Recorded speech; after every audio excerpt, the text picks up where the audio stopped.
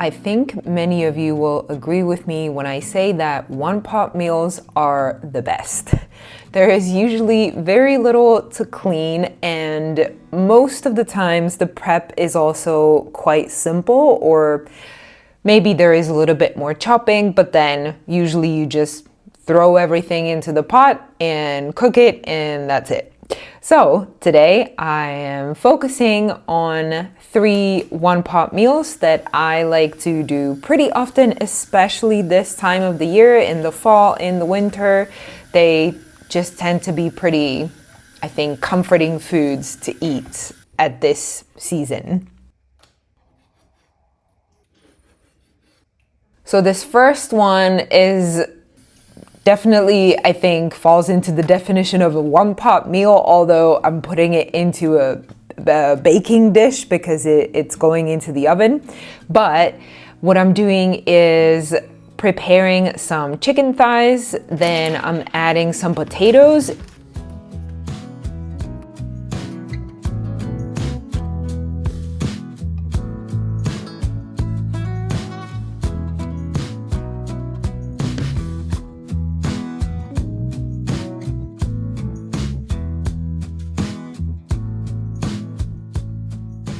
And if you have potatoes that have a really nice skin, you don't have to peel them. And if you have potatoes that are small enough, you don't even have to chop them. So it can be so easy if you have the right potatoes. So you throw those in.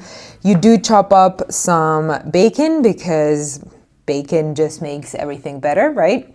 So you throw that in, and that's all the chopping and kind of preparing that you're doing. The only other thing that you're going to prepare for this is the sauce. And for that, I'm mixing up 100 milliliters of chicken broth. You could also use white wine instead of the chicken broth. And then throwing in 200 milliliters of cooking cream, or I don't know if you call it cooking cream, heavy cream maybe. I'm using the 31% cream. So I'm mixing that in, putting in 2 tablespoons of honey, and also, and this is I think the important part, some mustard. And I'm saying it's important because I think that depending on what mustard you have, the end result can be quite different. Because you probably are very well aware of this. There are so many different kinds and different tasting mustards out there. So this is really going to change the outcome depending on what you use. I used to not like mustard, and I still won't eat it like raw or just, dip my meat into mustard or something. Just don't like the raw taste, but I have learned to start using it in recipes. So before, I would just skip it. If the recipe called for adding mustard, I just wouldn't add it. But over the years, I've become maybe more brave in some ways, or just more accustomed, or more more open to new tastes. Maybe that's the best description of it. And I, slowly but surely, I am realizing that different tastes can be quite interesting. And with the mustard, especially in this dish, I really like adding it. So I'm adding this one that's very, the grains are very big, or, they're whole. I don't know what the types of mustards are called in English, but it's this whole grain mustard, if that makes sense. It's not like a paste, like a smooth paste or something. Maybe you were able to see that a little bit. And once I put it on the chicken and everything, you will see it a little bit as well. So I'm adding that, and then that's it. It all goes into the oven. That should be at 200 degrees, and you leave it in for about 40-45 minutes until it's all nice and golden. A few minutes before it's done, though, what you can do as well, just to add a little bit more, again, different taste, different color, you can add some frozen peas. You just take them out of the freezer. You don't have to do anything with them. Just throw them onto the potatoes and the chicken, put it back into the oven for another 2-ish minutes, something like that, and that's it. So I would say that this makes for such an easy meal that is, well, depending on the size of your family and how hungry your people are, but it could last you for a couple meals, not just the one. Also, you could easily, if you have the available dishes, let's say, just put it into 2 baking trays and double the batch, and then, have it ready for the next day or 2 as well. Another one of my favorites is a Bolognese sauce. And yes, I know that technically, I guess this is not a one-pot meal because you still have to cook the pasta in another pot.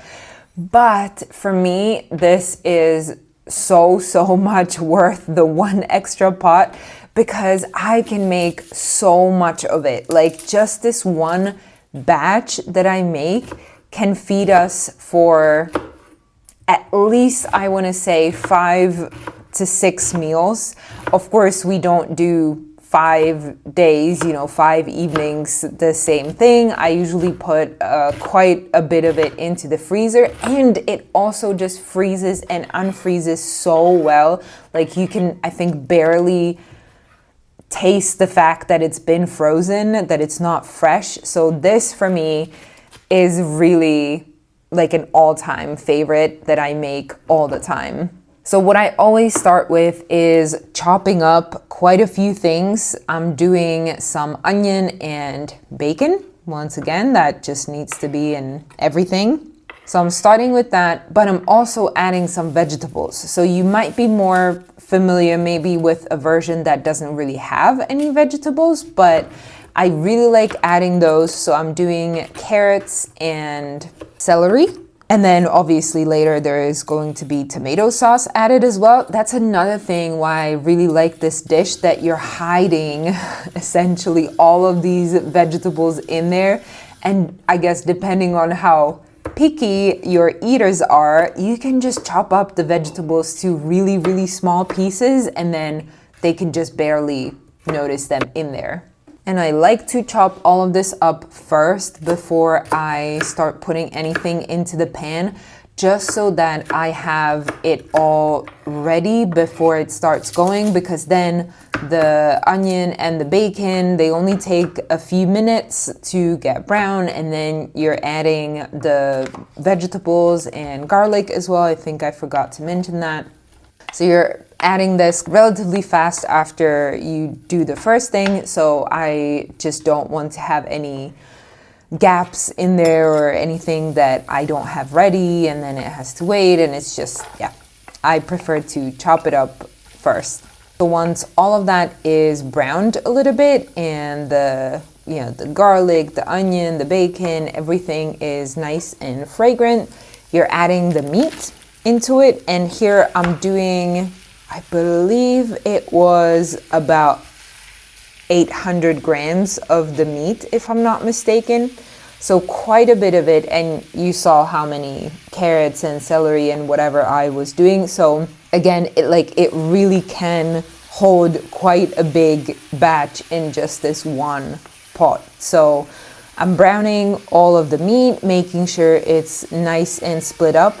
Once that's browned, it is time for all the tomatoes. You can also just use, so you will see here that I'm using tomatoes that have been chopped, but you can also just use whole tomatoes, canned obviously, but whole tomatoes, and just sort of smash them with the spoon or something. It really doesn't matter here.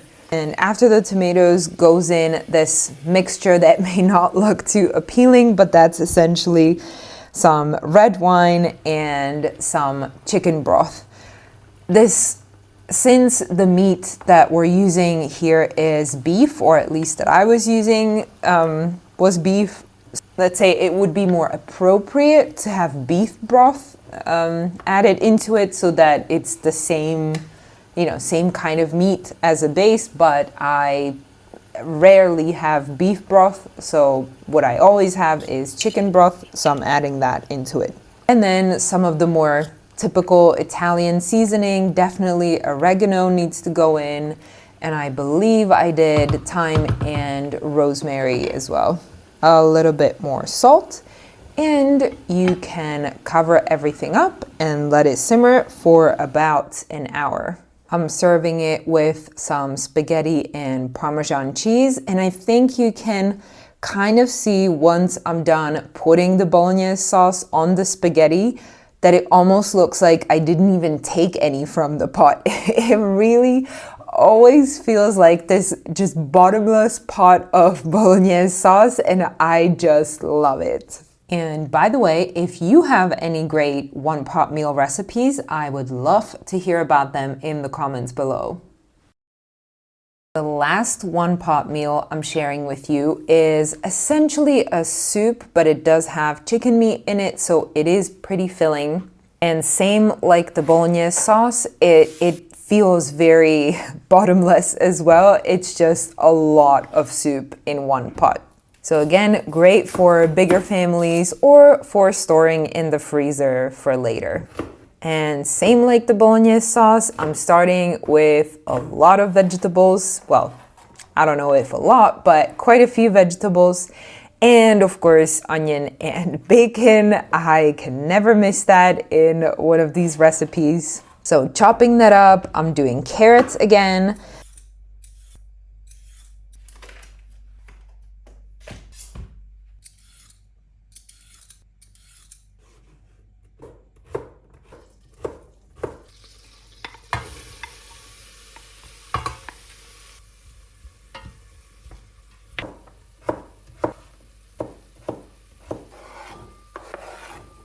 Celery as well, and also turnips. I believe that's the right name for it, although the shape of it might be a bit unfamiliar. I think mostly, or at least here, we are used to like the little bulbs. I think that's also what's more typical in other countries, but let me know if the one that I have here, like the super long, thick thing, is something that you're used to seeing wherever you live and you cook. And if you're not familiar with turnips at all, then they taste very much like radishes. It's just that, or at least in this case, these white ones, they are more mild. Like radishes can be quite, not exactly spicy, but you know, they can have a bit of a kick to them. So these ones tend to be a lot more mild. Again, chopping everything up before I start doing anything on the stove. But once I do, I'm starting with bacon and onion as usual, browning that, then putting in the carrot and the turnip. I'm then mixing in a little bit of flour and then pouring a lot of chicken broth over it. Now, I am pretty sure that I've done this in the past without the chicken broth. I would just use water, and that worked absolutely fine as well, because then you're adding the chicken meat, so that's adding more of the chicken flavor, plus there's other herbs and seasonings that you're adding into it. So I think this works fine without the chicken broth as well. For the seasonings I've mentioned, I'm doing 2 bay leaves, some thyme, and of course some salt. The chicken meat I'm using is just boneless, skinless chicken breasts, cutting those up into like bigger-ish cubes.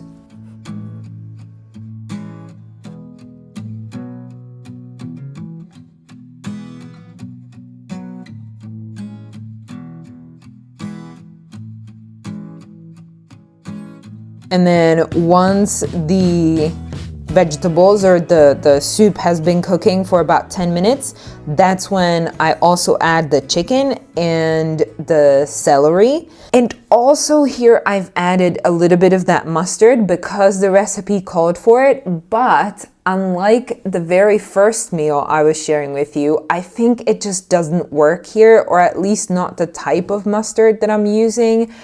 I think this would have been better if I didn't add the mustard, or at least added a smaller amount. So you then again bring it to boil and cook for about 10-ish minutes. And at the very end, you can mix in again a little bit of cream, or here I actually have sour cream that I added in. Just warm it up a little bit. Also, it's important to do some taste tests throughout to see if it's salted enough, or if there is, there needs to be something else added, something's missing, then you do that. Now, that is the finished one pot meal, and I think it can stand on its own like this. But if you're up for it, then I would highly, highly suggest making some grilled cheese sandwiches, because I feel like they just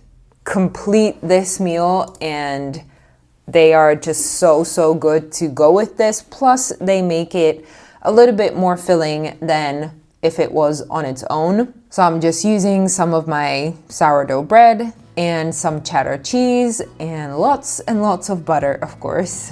And this just makes for the ultimate comforting winter meal. I hope you've enjoyed watching me cook all of these, and I will see you in the next one. Bye!